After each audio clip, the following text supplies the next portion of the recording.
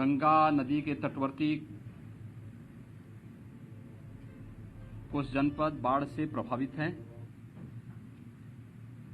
24 जनपदों के 600 से अधिक गांवों में बाढ़ का प्रभाव पड़ा है। ये बाढ़ प्रदेश के अंदर हुई बरसात से कम राजस्थान, मध्य प्रदेश में और हरियाणा से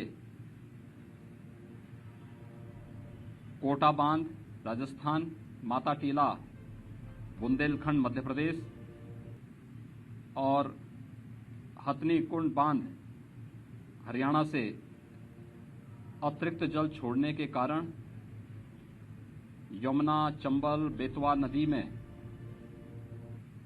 अत्यधिक जल प्रवाह के कारण बाढ़ से लगभग 24 जनपद प्रदेश के अंदर प्रभावित हुए हैं, जिनमें 600 से अधिक गांवों पर इसका असर पड़ा है। मैंने इन जनपदों की व्यापक वहां पर निरीक्षण भी किया है और बाढ़ प्रभावित क्षेत्रों की समीक्षा भी की है। मैं भी हमीरपुर, जालौन, इटावा और औरैया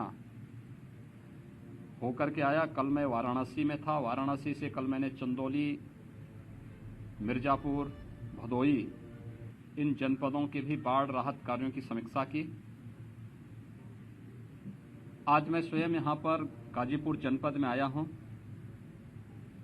गंगा जी के तटवर्ती क्षेत्रों में बाढ़ के कारण लगभग 32 राजस्व गांव प्रभावित हुए हैं। लगभग 1.5 लाख की आबादी कम और ज्यादा इससे प्रभावित हुई है। मैंने अभी बाढ़ पीड़ितों को दी जाने वाली राहत सामग्री का भी निरीक्षण किया और साथ ही साथ जनप्रतिनिधियों के मार्गदर्शन में, उनके नेतृत्व में जिला प्रशासन के द्वारा राहत कार्यों को किए जाने की समीक्षा भी की है। युद्ध स्तर पर कार्य चल रहे हैं। हर प्रभावित गांव में नाव या फिर एसडीआरएफ, एनडीआरएफ या पीएसी की फ्लड यूनिट को लगाने की कार्रवाई पूरी की जा चुकी है। युद्ध स्तर पर राहत कार्य चल रहे हैं। कुछ परिवारों को जहां पर जिनके घरों में पानी घुस चुका है, उन्हें सुरक्षित राहत शिविरों में लाकर के उनके लिए उस प्रकार की राहत सामग्री के साथ साथ फूड पैकेट के वितरण की कार्रवाई भी संपन्न हो रही है। जिला प्रशासन को स्पष्ट निर्देश दिए गए हैं कि हर एक प्रभावित गांव के लिए एक नोडल अधिकारी की तैनाती जो पहले से है उसका और पुख्ता किए जाने की आवश्यकता है। राहत सामग्री पर्याप्त मात्रा में वितरित किए जाने की आवश्यकता है और समय पर किए जाने की आवश्यकता है। इसके अलावा इस बात को ध्यान में रखने की आवश्यकता है कि नदी रात्रि से स्थिर है और अब धीरे धीरे करके पानी घटता हुआ दिखाई दे रहा है। इस समय सतर्कता बरतने की आवश्यकता है।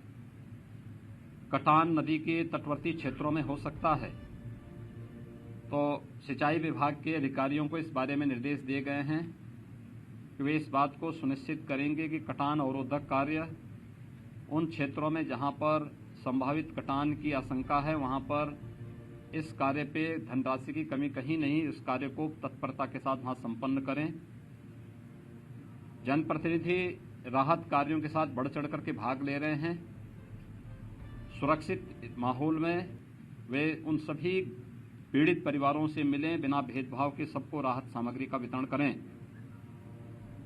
पुलिस विभाग से निरंतर पेट्रोलिंग करने, राहत शिविरों में रहने वाली महिलाओं और बालिकाओं की सुरक्षा के लिए महिला आरक्षियों की तैनाती करने, स्वास्थ्य विभाग और पशुपालन विभाग को भी इन सब कार्यों के साथ जुड़ने के लिए कहा गया है और वे सभी युद्ध स्तर पर स्वास्थ्य विभाग से न केवल मेडिकल की टीम हर प्रभावित गांवों में और शिविरों में तैनात करने के लिए निर्देश दिए गए हैं, बल्कि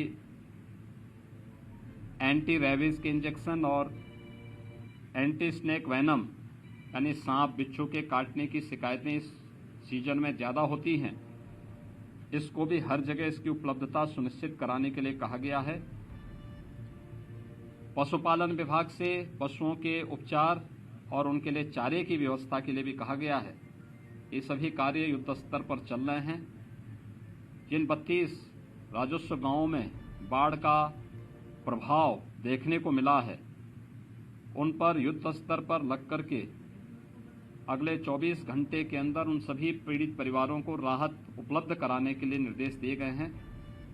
कार्य संतोषजनक ढंग से राहत कार्य चल रहे हैं और मैं विश्वास के साथ कह सकता हूं कि कोरोना महामारी के दौरान जनप्रतिनिधियों ने, प्रशासन ने हेल्थ वर्कर्स और कोरोना वॉरियर्स के साथ मिलकर के जो प्रदर्शन किया है, इस बाढ़ जैसी आपदा का भी सामना इसी तत्परता के साथ सभी लोग मिलकर के करेंगे।